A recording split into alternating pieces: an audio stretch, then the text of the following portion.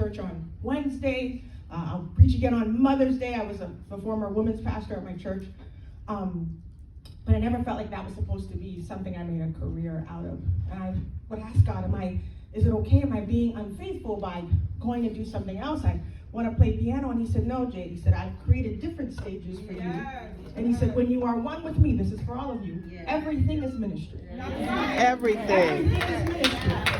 So if I were to ask the question, who in here is a minister? That doesn't mean I'm an ordained one. I can raise my hand. You are called, appointed, anointed. And I promise you, any space you're in needs ministry. So if you've been going to these spaces and playing small and not speaking or keeping to yourself, just counting down your hours, going to class, doing whatever, and not ministering, I'm telling you, it is time to wake up. Because if you haven't noticed it, this society needs ministry more than it ever has. And guess what? Notice I didn't say it needed church. I love church. I love church. I didn't say it needed religion. Nothing wrong with religion. But let me tell you what. When we take that stuff and only bring with it the rules and the whip, people run as fast as they can in the other direction. But I'll tell you what, from my own experience, I can go into these secular spaces, which by the way, there's no such thing, because if God goes with you wherever you go, come on, say it. Wherever you go is sacred. I can go into these so-called secular spaces, and what God said is, Jade, they don't invite me in, meaning him, but they invite you, and wherever you go, I go. So we can go into corporate America and have people start shaming and not knowing what's going on, or they think I'm, just being nice and touching them on the shoulder, and they don't know I'm breaking a thing off. You understand? And I can go around and crack some jokes and look at them, or I can talk really serious about innovation and record breaking and changing mastery and all these things and peak performance because I can speak the language. You understand? What did God say to Moses? Do not worry about what you're going to say. But you can go, and if you carry the presence of God with you, I'm telling you, I don't care whether you work at the checkout line in Walmart, whether you teach aerobics at the gym, people will catch a thing. They will feel him. You understand? Even without you busting out tongues on them, I'm telling you. All you have to do sometimes is look people in the eye and see them. Do you understand? Look them in the eye and hold them. I stand in line for hours after my engagements giving hugs. Hugs. People are like, you don't have to do this. Oh, yeah, I do. That's where the ministry happens. They were impressed with a person up there. If I come down here, they're going to feel the presence of the Lord. Listen, Sharon, this lady, did everything she could to get a piano in here. I said, lady, we don't have to do it. She said, I got a keyboard. I said, girl, no, I will break that poor little keyboard in half. So she said, I'm going to get you a piano. I'm like, we don't have to. I'm going to bring the presence of God. She said, we need the piano too. So I want to make sure I play this thing for y'all. Here's what this part of the presentation will switch over into. You know that sometime you will have a really beautiful plan for your life. I don't know what I'm about to say. You will have a really beautiful plan for your life. That plan is so cute. And if you are a perfectionist, that plan is perfect. I knew at what age I'd be on the cover of Time magazine, at what age I'd win my Pulitzer. I had it all planned out. I knew exactly which schools I would go to, and I knew which concert halls I would play in, and I am one of the lucky ones. Most of my dream has come true. So I went to school for classical piano. That's all I ever wanted to do was play piano morning, noon, and night, and I had a knack for classical. All the guys you can't pronounce, the Rachmaninoff, Tchaikovskys, Prokofievs, I can play all these guys. I'm gonna play for you what I thought my life would sound like for the rest of my life. And if I'm being honest, I probably would have been happy because it's my original dream. But can I tell you that there will come a point where you will have to trade in your original dream, my God, for your God-sized destiny. All right, here's my original dream. It sounds like Rachmaninoff and C-sharp minor. Y'all may want to stand up for this if you need to. And while she's playing, you all may want to write down some questions because we're going to do a fireside chat after she plays. There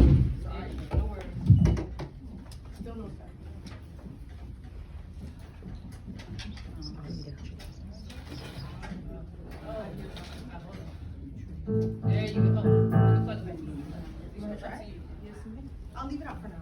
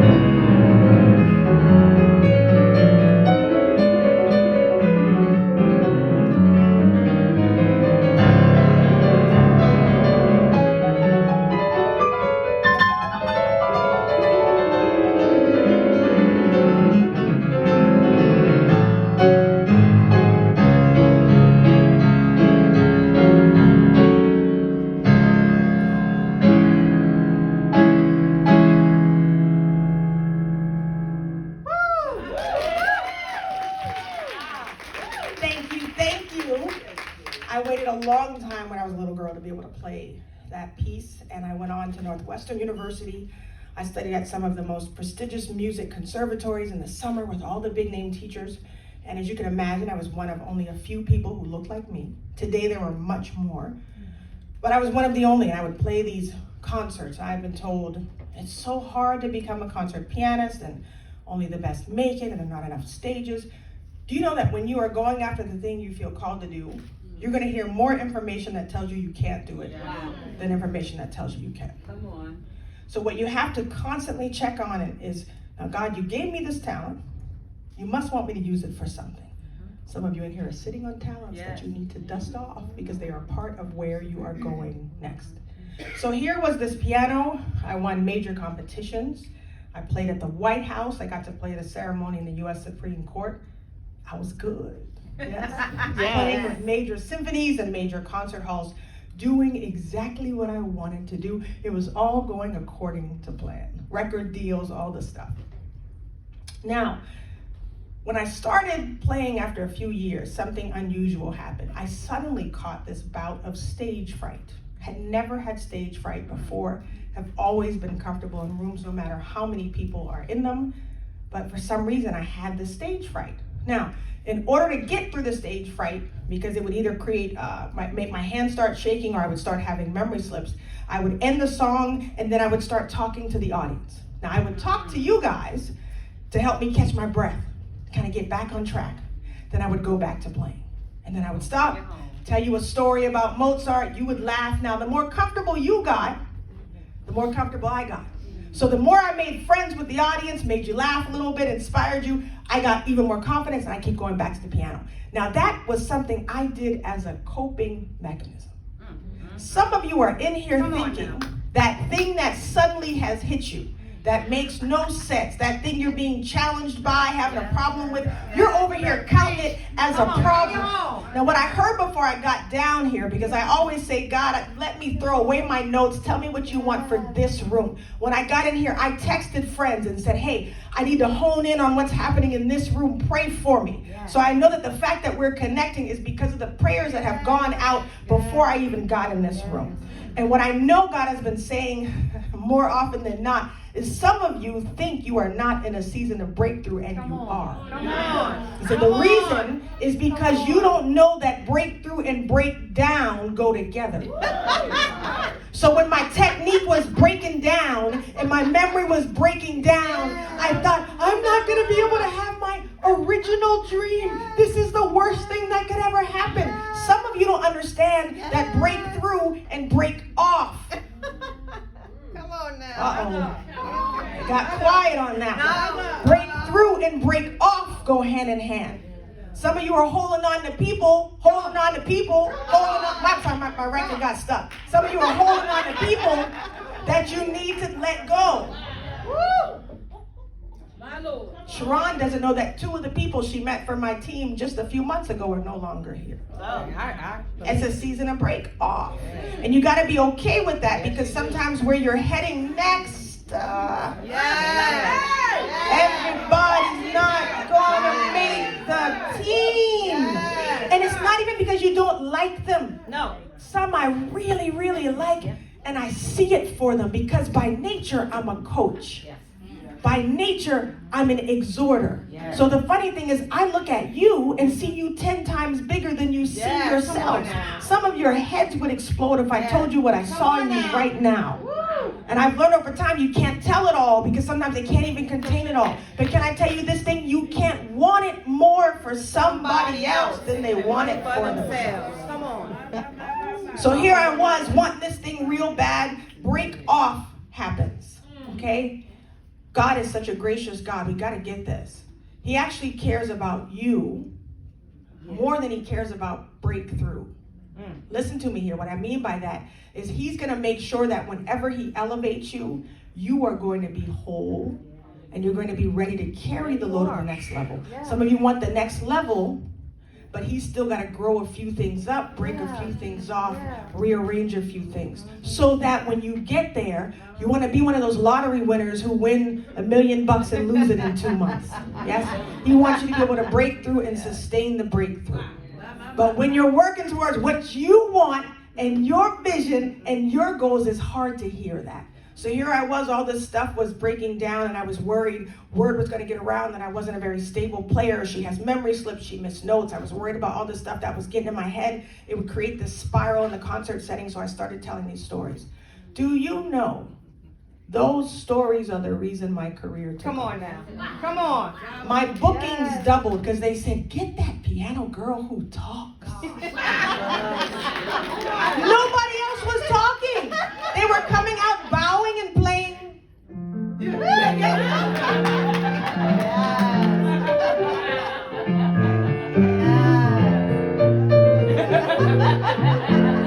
And they would bow and go home. I came out, I bowed, and I had a microphone there, and I know they were thinking, you know, because when you have a microphone on the piano and you're black, they think you're a jazz singer. They're like, oh, you're gonna sing? I'm like, no, just leave the mic. And I would come out, and I remember the first time I did this, I grabbed the mic, I bowed, I grabbed the mic, and I looked at the audience, and I said something so deep. You want to hear what I said? I said, hello. And that's it. That's all I said. Hello. And they were like, oh my God, she's brilliant. And what was brilliant was before that, there had been this invisible barrier between the performer and the audience. And that invisibility, there's a lot of stuff you can create in your imagination about what's happening in the silence. I was imagining everybody really was counting all my missed notes, waiting for me to fail. But every time I would talk to them, I realized, wait a minute, they actually came to enjoy themselves. Wait a minute, they're having a good time. That would loosen me up, and then I would perform. Speaking changed the trajectory of my career. That led to other speaking engagements, first in the world of the arts. This is for you. I don't know who this is for. In the world of the arts, when I would get asked to speak, it was often for free. Okay, nothing wrong with doing some things for free. You should. We always reserve events that we do for free, pro bono, for causes that we believe in. But there's a difference in doing something for free out of charity and doing something for free because your time is not valued. So hear me. The music industry wanted me to come in and play for free. Hershey's wanted me to come in and said, how much you need? The music industry, who knows the extent of my talent, Hershey's, all they know is, listen, she's an artist. We want to learn about being creative. She's an expert. Bring her in. I'll get back to that. Let me tell you what's going to have to change. You're going to have an original vision of what you should sound like, look like, and be like. In the world of classical music, I think I did this on the virtual. This will be fun to do live. We have a piece, everybody knows it, you've heard it before, called Flight of the Bumblebee. You know that piece? Yes, so all my audiences in the world of classical, they expect to hear it.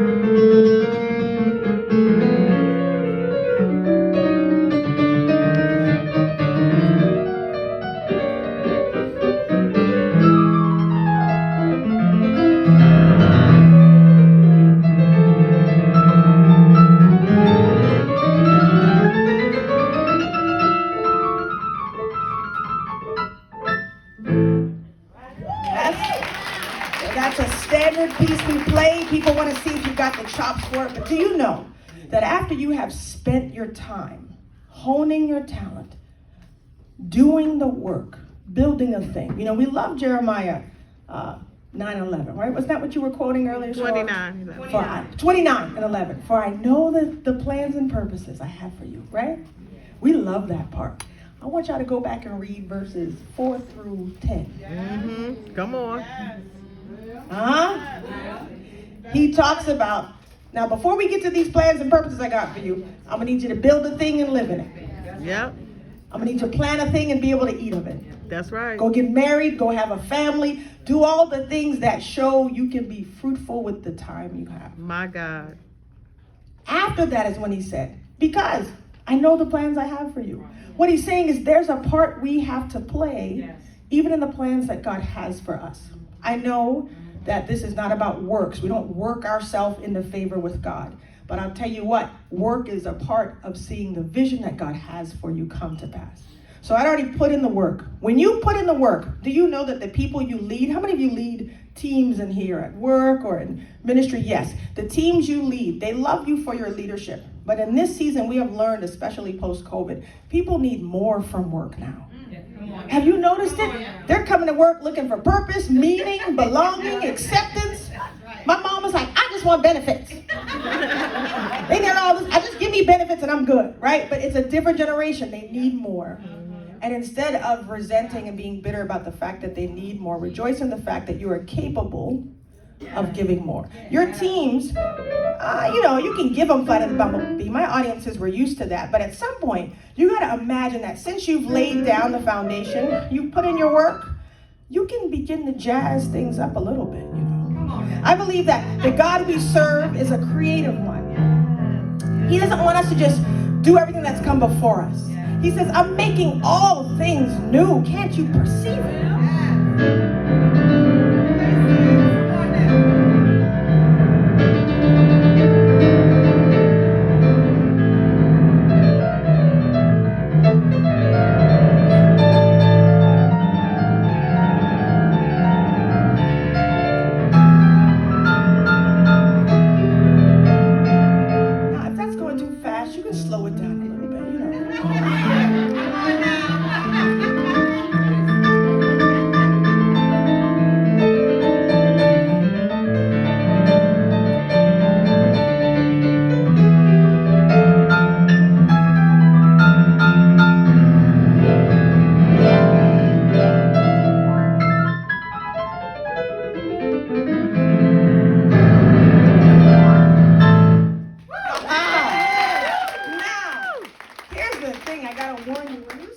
Jazz it up a bit, you're going to realize that a lot more doors than you thought were open to you. We love that scripture that our gift makes room for us. We love that.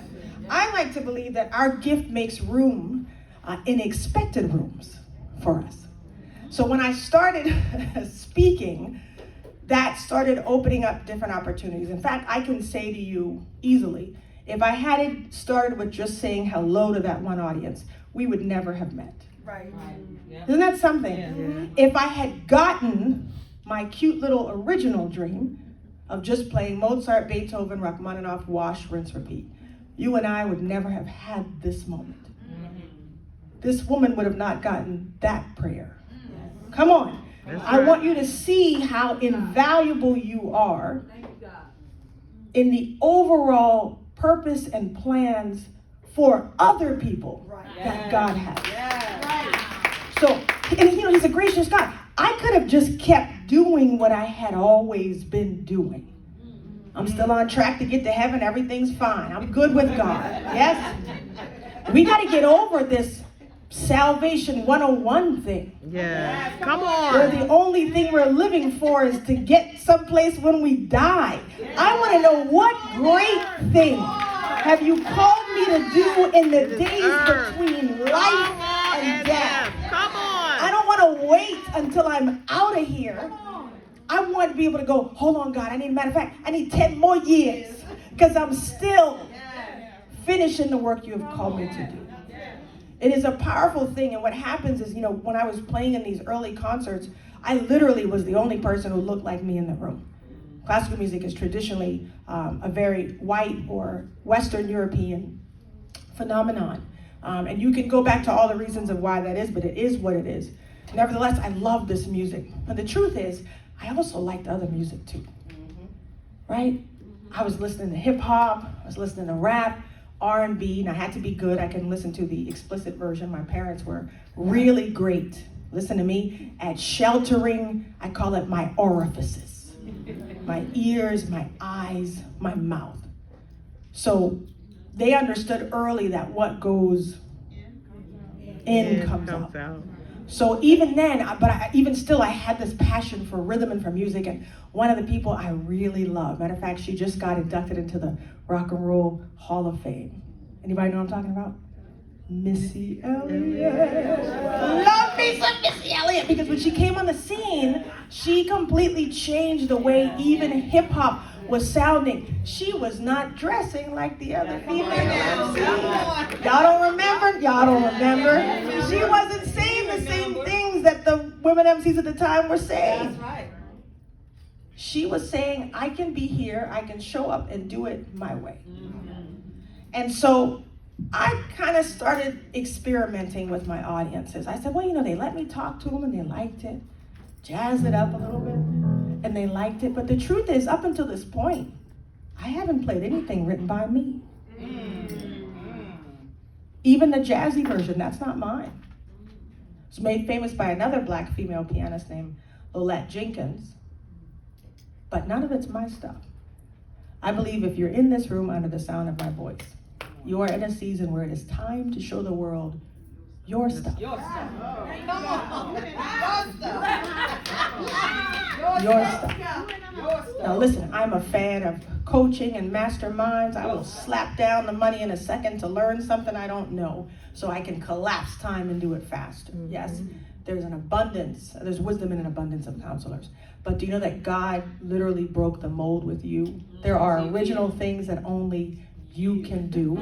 I don't care if there are 3 gazillion classical pianists. There's a way that he has called me to play Rachmaninoff that nobody has played Rachmaninoff like it before. And when you can own that, it is not arrogance. Again, it is not boasting. It is belief in advance in the fact that you are an original being with an original purpose. When you start believing that, things get a little bit fun. You start taking bigger risks. Now, I was in a very stuffy environment, but I already had tested it. They were liking the speaking, which meant they liked the engagement. They liked me shifting the genres. And I thought, you know what? At this time, it was like the iPod had just got invented, and everybody had these playlists. And you could have like a white suburban housewife could be listening to Dolly Parton and Jay-Z on the same playlist. Now that told me you cannot judge a book by its cover. Now, if that's true, that must mean that all my audiences might be a little more musically diverse than I thought. So I thought, why can't I just give them something that's a little bit familiar? You see, when God calls you to shake things up, sometimes he'll have you start with something people think they know. And then he will give you an original way to do it just a little bit differently. Now, when I say shake things up, I'm not talking about just jazzing it up a little bit. I'm talking about shifting the whole atmosphere so that people instantly understand we're about to do something different. Let's see what we get, Sharon, here. Come on now. All right, I'm playing here. Do you have anything? Is it coming for you? I'm plugged in. Oh, do I need to plug this back in or no? You should be good with just this. So what I started doing was I started talking to friends, and I'll maybe have time to tell you the story of how I ended up with these instruments, but I wanted to start doing things like creating my own beats live in the concert setting. That should affect this though, right? It's playing right now, and I'm gonna turn it down because I don't want it to burst anybody's eardrums open. Do you see it on your end? Oh no. Am I plugged in here? I know why. Oh, yeah. Technology. Yes. Okay, let me turn it down. Okay, thank you. All right, now let's see what we get. I'm gonna turn it back. Okay. It says it's loading. All right. So first thing you gotta do, check. Can you hear me? First thing you gotta do is drop a little bass line. You understand? So that people understand right away we're going to a whole different place than where we started. Now I'm gonna still give you your Flight of the Bumblebee, so don't get too scared. It's in there. But I'm gonna give you my version of it called The Flight. Is that okay? So whenever you're starting to shake things up, first thing you gotta do is drop a bass line, then you gotta give people a new beat to move to so they know we're about to march a little different. Oh, here we go. Now, when you lay that beat down, you're gonna bring back something that people thought they knew, but you're gonna put your spin on it. This is my version of Flight of the Bumblebee called The Flight.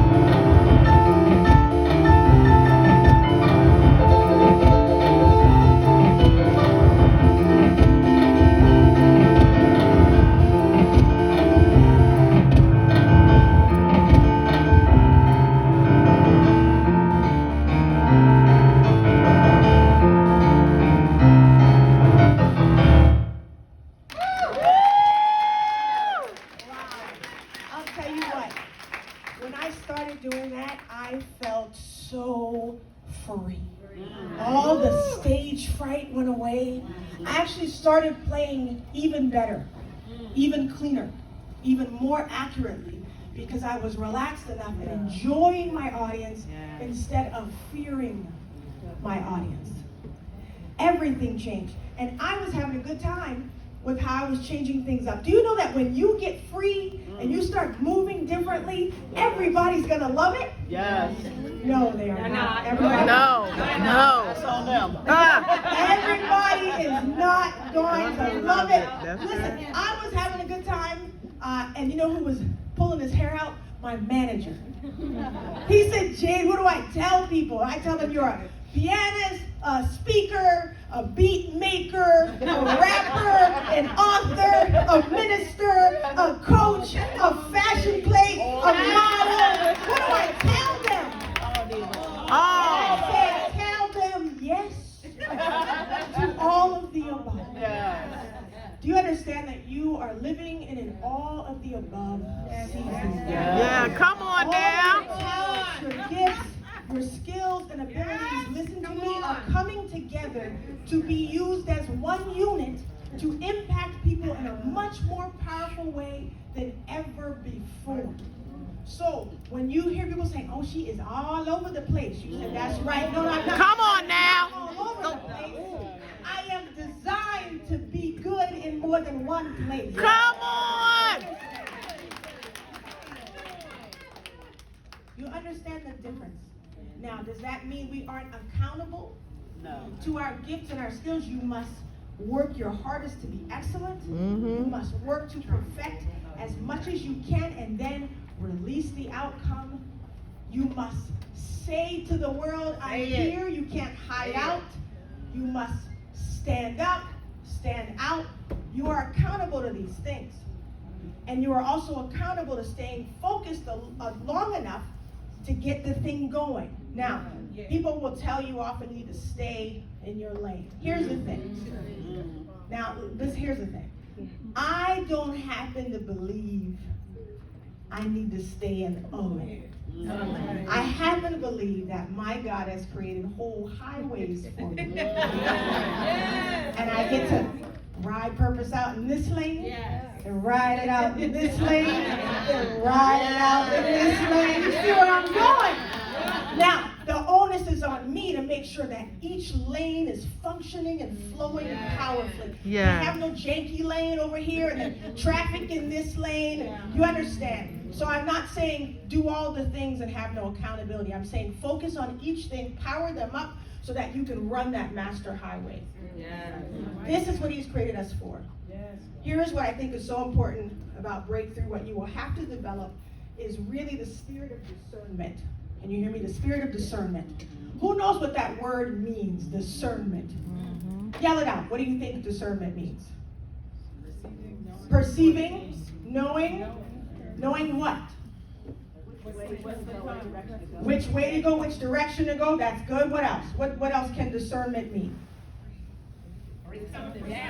Breaking something down, reading a thing, clarification, awareness, insight. Do you know what the original definition of discernment is? The biblical definition is so simple. Knowing the difference between good and evil. Wow. Isn't that something? Yeah. That's even deeper than right and wrong. Because society will call things right or wrong depending on what decade it is. So if your thermometer, if your radar is only tuned into what's right or wrong now, you will be all over the place. But if you understand good and evil, this is the difference. Now, it doesn't mean some things are going to have angels on them and some things are going to have demons flying out of them. Good and evil means, do I know when something is good for me or going to take me in the wrong direction? Yeah. Do I know when a challenge is being set by God and I need to stay put and finish it? Or is it something that is being given to me by the enemy or man himself and I need to be up and out of here? If you can't discern the two, you might leave somewhere prematurely or stay somewhere too long. Wow. You see? It's huge. It's huge. This is what I heard. And I heard this for the same group. I was speaking to a group yesterday, only 30 minutes from here. And what I felt like I was hearing in my quiet time was, tell them to stop praying the wrong prayer. So remember, I said you're already in a season of breakthrough. You've been mistaking it for a season of trial or negativity because it has breakdown in it. Thank God for the breakdown. He's causing you to have to go back and look at systems that need to be fixed before you move to the next level. Thank God for the break off. He's clearing you of people who you might love. And they might even mean you well, but they are not suitable for the next season. My God. Everybody's going to get cut off, but they might get placed back into that next ring. You got that close inner circle ring? Some will have to go to that second layer. You still got to love on them, but you're going to bless them as they go. You understand what I'm saying? No, there's no hatred in that because we must operate in love. Sometimes it is more love to disconnect from a thing than to keep pulling it close. Yes, that's good. That's good. Praying wrong because some of you are looking at this breakdown and this break off and thinking it's not what it is. You don't know what's God working. He says, tell them to stop praying for me to stop things. God, please stop this from happening. Please fix this person. I really want them to work. Please, God, take this away. He says, tell them to stop praying for me to stop a thing and pray for me to finish. Pray for me to finish. Do you see the difference? I don't want means I'm going to stay stuck right here. I would rather you to finish even though it's painful. Can I tell you, the first time I was praying for something, I'll tell you what, I was praying for my son. He's 15. Lord, help me. Woo! He's 15, and I'm a new age parent. We didn't do a lot of spankings and all that kind of stuff. We had one good one when he was about 5, and that's all we needed. You know what I'm saying? But we didn't do all of we didn't do that, and we really wanted to raise them as little humans and teach them how to reason and all that stuff. That's all great till that rubber meets the road sometimes, right? So the other night the rubber met the road, right? And my husband and I were flared because we don't normally have to go through that, but he's been pressing that button. Do you know that when you are in the middle of one of your biggest breakthroughs, if the enemy can't get you off track, you understand he will come in here and stir up something. Suddenly you and your husband, who are high school sweethearts, won't even know how to talk to each other. Suddenly your daughter, who's always been completely obedient, is taking a little bit longer to listen. And if you're not discerning, you will mistake it. You will give all your energy in the wrong direction. I tell you, me and my husband were up there. Oh, you better get it. You get it. You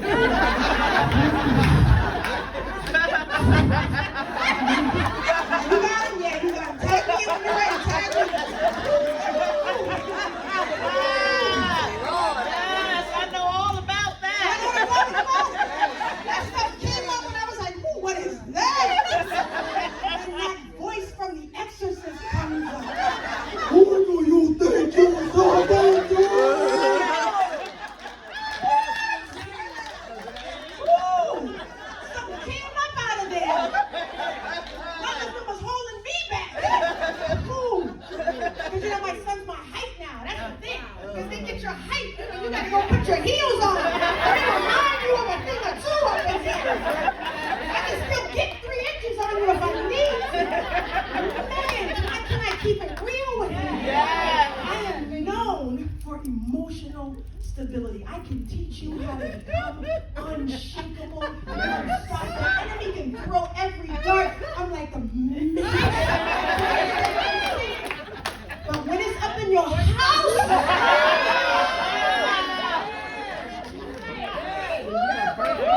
Say it.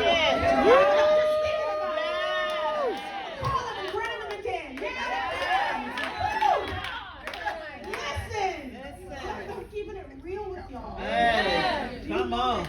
When you start behaving unreasonably, when you start acting outside of your character, outside of your purpose, say, you know what? I know what this is. Breakthrough must be around the corner. Yes.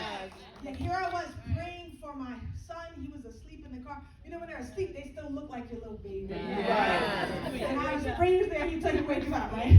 I was praying for him, and I was like, God, you know whatever the issue is, you take it. Father, take the real, all the stuff. And you know what I heard clear as day? It will get worse before it gets better. Wow. I said, get behind me, Satan. That's not God. Let's start all over. We're back in time.